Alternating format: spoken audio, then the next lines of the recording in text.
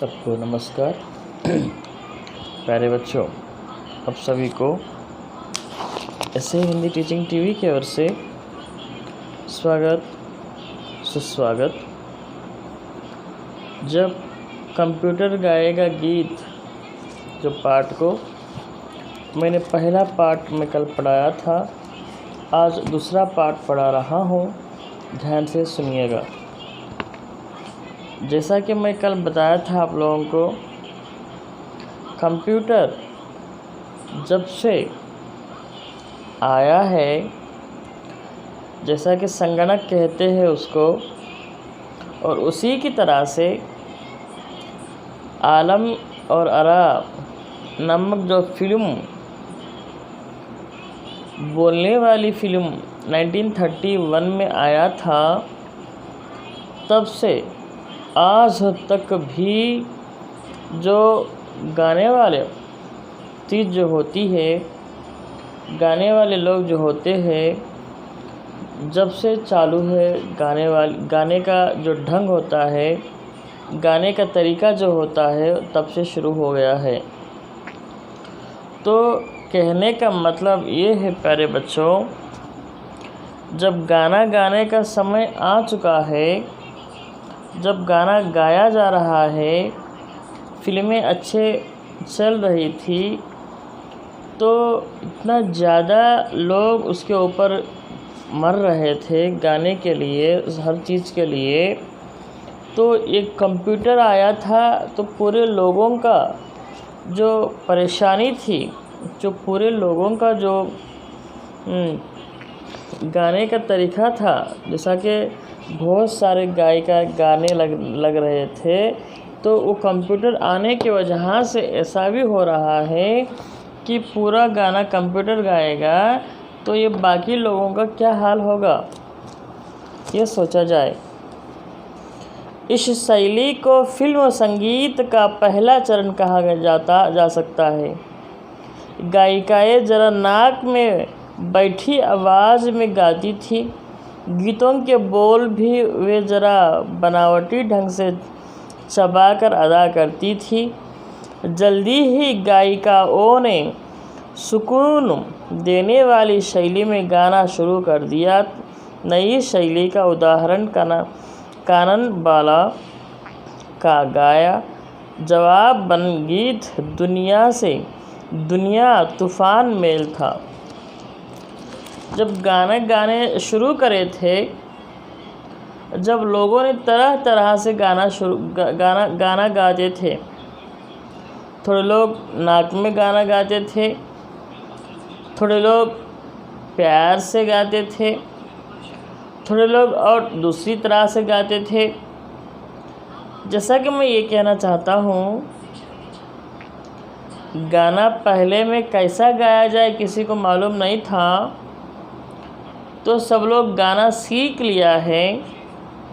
गाना गाना एक अंदाज में सब लोग सीखना शुरू किया है।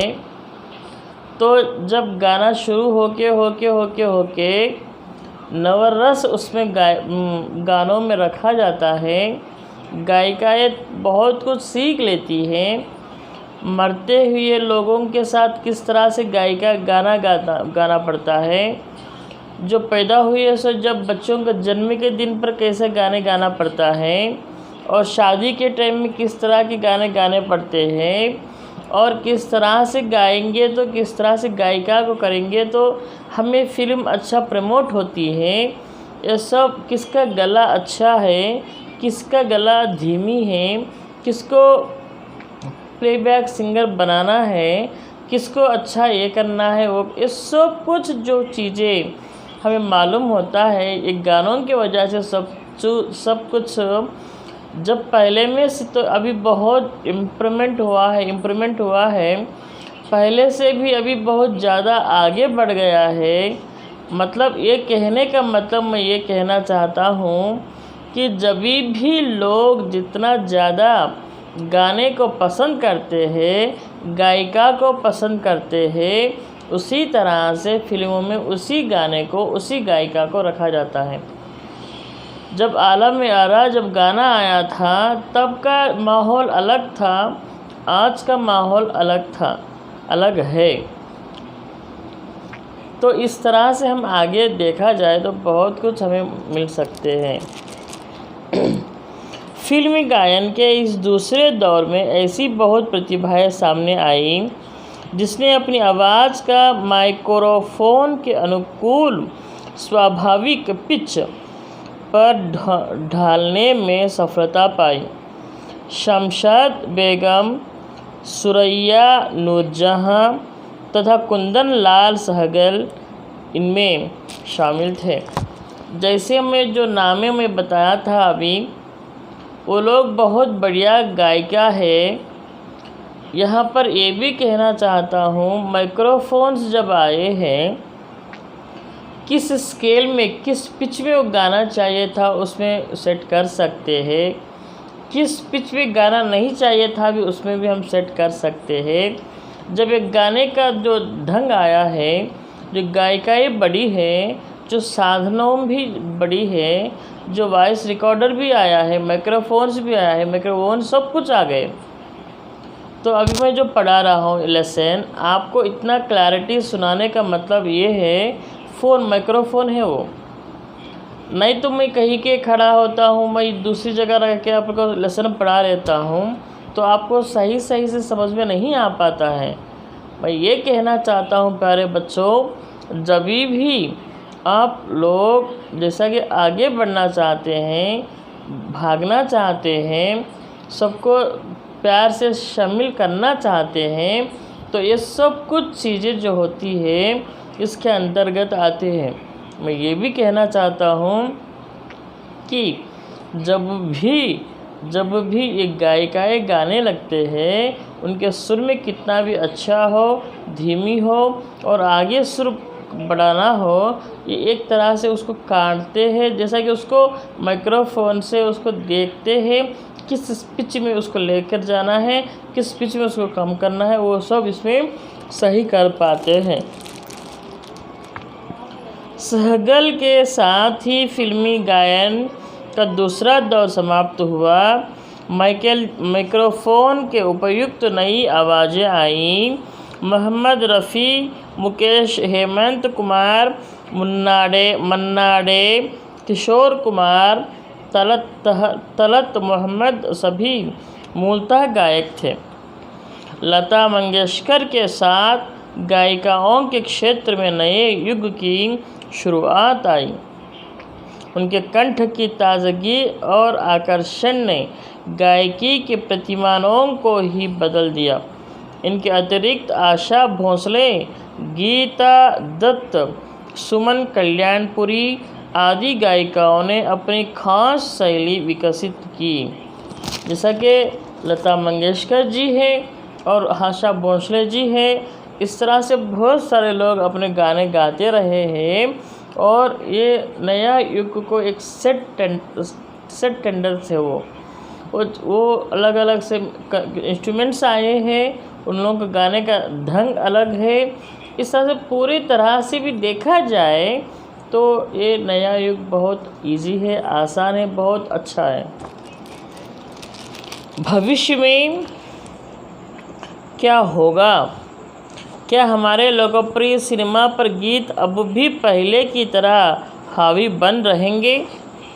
क्या नित्य नए उपकरणों के आने के बाद आवाज़ के सुरीलेपन की ज़रूरत उतना ही नहीं रह जाएगी? और किसे पता, किसी दिन कंप्यूटर ऐसी आवाज़ बनाकर रख दे जो किसी भी मानवीय आवाज़ से ज़्यादा मुकम्मल हो। जैसा कि यह कवि का कहना है कि कब किस तरह से कौन सा पोजीशन रहता है मत पता नहीं है। जिस तरह से कवि कह रहे हैं कि जैसा कि उस पाठ के अंतर्गत अभी जिस तरह से लोग गाते हैं, फिल्म इंडस्ट्री में गाने का माहौल, जो आवाज़ की जो माहौल है वो आज काबू रख रही है। आगे चलकर ये माहौल रहेगी या ना रहेगी पता नहीं है। ये भी कहना चाहते हैं आगे बढ़ना है तो आगे आगे लोग ने इन लोगों की गाने को सुन पाए ये नहीं सुन पाए ये नहीं पता, लेकिन आगे आगे कंप्यूटर युग आया है और उससे आगे बहुत कुछ आ रहे हैं। इन सब के सामने ये गानों का युग बचा रहेगा या नहीं रहेगा, आगे हमको देखना होगा। ये सब बताते हुए आज कंप्यूटर गाना गाएगा जो पार्ट में कंप्लीट किया हूँ, इसमें इम्पोर्टेंस दिया जा रहा है, जो गाने वाले लोगों को इम्पोर्टेंस दिया जा रहा है। इसमें जो लोग होते हैं गाने वाले लोग, जो फिल्म इंडस्ट्री में इनका जो अहम किरदार के बारे में बातचीत हो रही है, इसके बारे में लेकर बात हो रही है। 8th क्लास CBSE जो बच्चे हैं उन लोगों के लिए ये पार्ट बहुत महत्वपूर्ण पार्ट है। लगता है आप लोगों को ये पार्ट अच्छा समझ में आया हो, आप लोग सुन रहे हो, समझ रहे हो, तो मुझे बहुत खुशी की बात है। जो भी डाउट्स है आप ज़रूर मुझे कमेंट करिए, व्हाट्सएप के ज़रिए भेजिए। आप सब लोगों को ऐसे हिंदी टीचिंग टीवी तरफ से बहुत बहुत धन्यवाद देता हूँ। अल्लाह के फजल से आप लोगों ने मुझे जिस तरह से शेयर कर रहे हो मेरे पार्ट को, लेसन्स को, अल्लाह के फजल से सब्सक्राइब कर रहे हो और लाइक कर रहे हो, तो आप लोगों को तहे दिल से बहुत धन्यवाद देता हूँ, शुक्रिया अदा करता हूँ, थैंक यू कहता हूँ। इस तरह से कहते हुए आप लोग आगे सुनिए। आज यहाँ तक लेसन को रोक देता हूँ, आगे जो लेसन पढ़ाने वाला हूँ कल आके पढ़ाऊँगा। जब तक मैं आपको शब बख़ैर कहता हूँ, थैंक यू कहता हूँ, खुदा हाफिज़ कहता हूँ, नमस्कार कहता हूँ, थैंक यू।